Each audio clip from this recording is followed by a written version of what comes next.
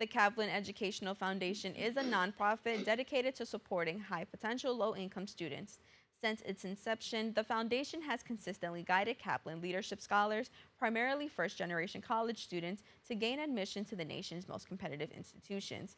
Joining us today is one of the Kaplan Leadership Scholars, Jacqueline Yentumi. Jacqueline, thank you so much for joining us today. Hi, thank you so much for having me. So, to start off, congratulations on your acceptance to Wellesley College through the Kaplan Leadership Program. Can you share with us how you felt when you received that acceptance letter, considering your journey as a first generation college student?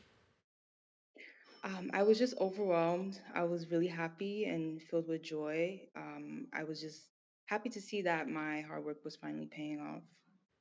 That's awesome. And so the Kaplan Leadership Program has been instrumental in helping high potential, low income, and underrepresented community college students achieve their academic goals.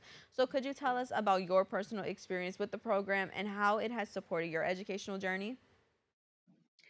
Being a part of the Kaplan Education Foundation, we are given career, academic, and financial support while the, doing the transfer application process and even after doing the transfer application process, which I think is like super unique in regards to programs. Um, Not only that, but we also are provided a cohort, so with other students who are equally on the same path as you, which really helps in the sense of community.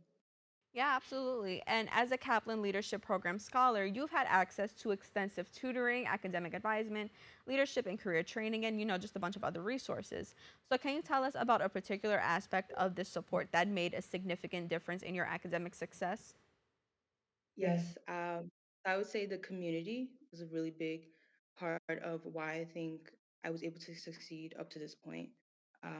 Being with other like minded individuals and being a part of a cohort where we're actively supporting one another was really great, especially during such a time like doing applications and applying to different scholarships and overall really competitive schools in the country.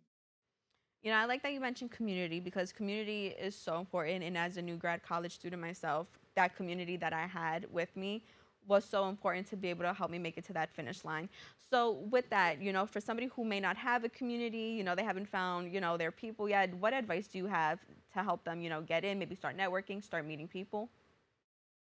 I would definitely say be open. Never turn down any opportunity because that is always a learning moment.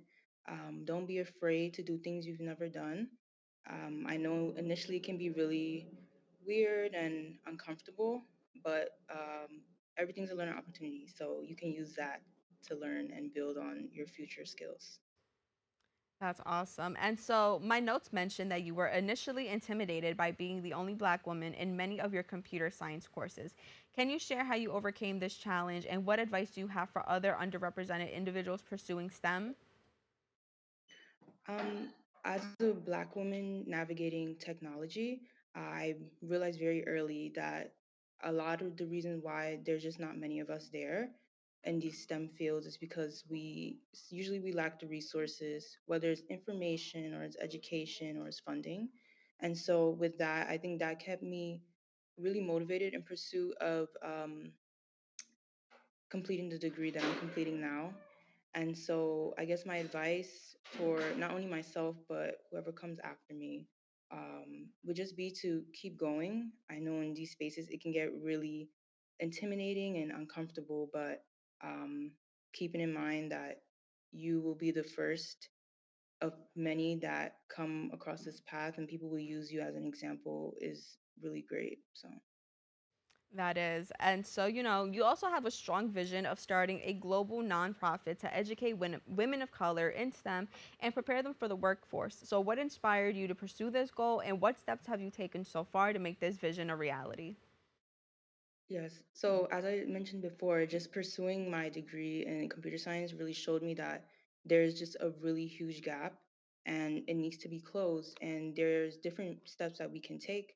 And one of those steps is just being mentorship groups that are targeted towards women of color. And so, while I'm here at Wellesley, I think I really want to take advantage of not only the strong network here, but also the different programs on campus and the different curriculum that we learn in the classes, and take as much as I can with that so that after my time here, I can continue building on these skills and using the network of people that I meet here to move towards my final goal of hopefully starting a nonprofit that addresses that. And so, not only are you a leadership scholar, but you are also named a Jack Kent Cook semifinalist, which is a significant achievement. So, can you tell us more about this recognition and how it aligns with your future educational and career aspirations? I think just being chosen from such a large number of other community college students who are equally as driven was so huge for me. I think, if anything, it just showed that we all have a specific cause related to our education that we're all driven to pursue and driven to just make a change in general. With that being said, though, I think being named as semifinalist overall just represents like why I'm doing what I'm doing and why I keep pursuit of the degree that I am keeping pursuit of. You know, just having being representation and having people be able to look at my journey and take things from it and do the same is great. Yeah, absolutely. And so, along with everything else you've been doing, and to kind of go back to that community sentiment, you've been involved in mentoring programs like BNY Mellon's Bank's Global Operations and Tech Startup Program and the NYU Poise program. So, can you tell us a little bit about how mentorship has influenced your personal and professional growth? And, how do you plan to pay it forward to others? In both programs, I got the opportunity to meet not only professionals from the fields that I was interested in, but also other students who were very like minded and had very similar goals as me. I think, in general, the guidance from these professionals and other students really helped me in expanding my personal skills, my social skills specifically, and kind of gave me an idea of what I wanted to do career wise. And so I really appreciate that as well. And I, again, just connecting back on like representation is really great to have representation because then you can, you see other people doing or going into fields that you potentially have interest in. And it seems like something that is actually doable, and both of those programs served as that for me. So That's awesome. And so, as you continue your journey at Wellesley College, what are your academic and career goals, and how do you plan to continue advocating for diversity and inclusion in STEM fields? I think for me, I'm really interested in just making the most out of my education here, and so I want to be able to take classes in all areas, not only in technology, but also classes that will help me build those social skills that I need to round people up for my cause, to increase the number of women of color in technology. Um, I just think, in general, though, um, being able to meet different people on campus, especially because we come from different backgrounds, is really great and will aid in my academic and my career goals because now I'm getting a sense of what the real world is like and I can apply that in different places. Jacqueline, once again, congratulations, and I want to thank you so much for joining us today.